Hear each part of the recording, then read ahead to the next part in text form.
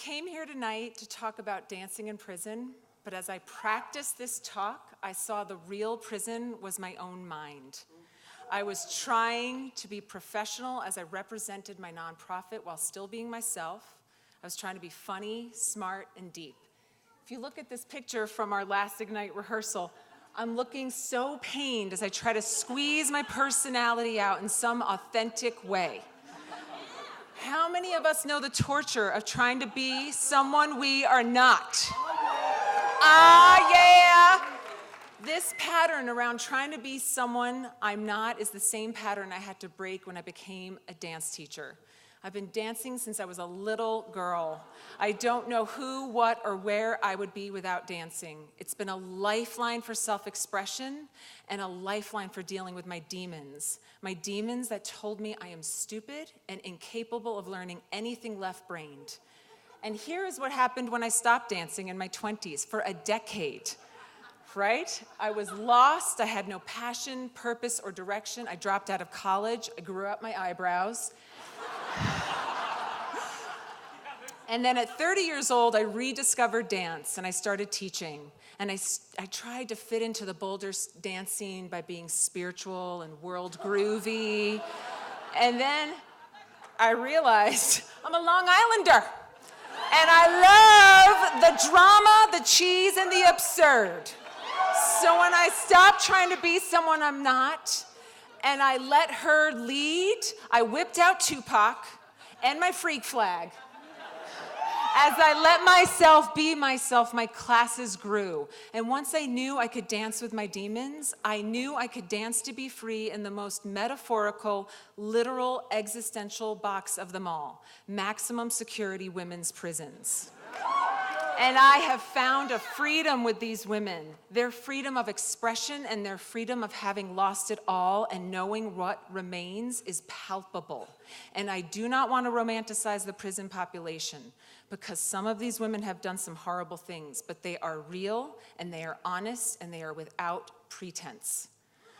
So I just returned home from my 4th Dance to Be Free teacher training in Nebraska's Maximum Women's Facility. It's a 300-person facility that looks like a closed-in college campus where everyone's wearing the same color, the guards don't carry guns, and the warden couldn't be cooler. And to be in a place that so many of us identify as morbid and depressing and just horrible, and to witness women being so playful and so willing to be liberated with their joy. And some of these women have so few reasons to get up in the morning. They teach me. So when I come home, back to my ego, back to the prison of unsolicited opinions and shoulds and privilege, I realize what Maleka, this awesome inmate from Arkansas, said to me in a blog. Your mind is the devil's playground. It will trap you. It will tell you that you are worthless and you have no reason to live. It will tell you that you will never be happy and free, but you can't let it. Get up and dance on the devil's forehead. Woo! I had to go to prison to learn about freedom and resiliency. So many of these women have been dealt an impossible hand with so much trauma and so few resources. And prison holds our shadow. It holds the refused and the forgotten. And if you were to meet most of these women, you would realize they are just like me and you. So what if you and I danced with our shadow on the devil's forehead and we roared like Mary Jo and Lai? Roar like a wolf, come on, let's hear the roar! Woo! Yeah, let's wave our freak flag with our shadow. And let me just tell you, Dance to Be Free came about when I said, hell no to self-doubt, hell no. And what came about was beauty and a lifeline for women in prison.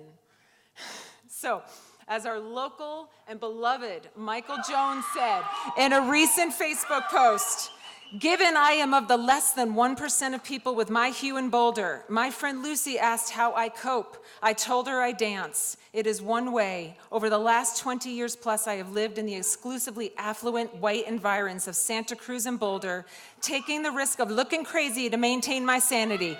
So if you see a long brown figure dancing around town like he doesn't have a care in the world, it's me keeping away the crazy.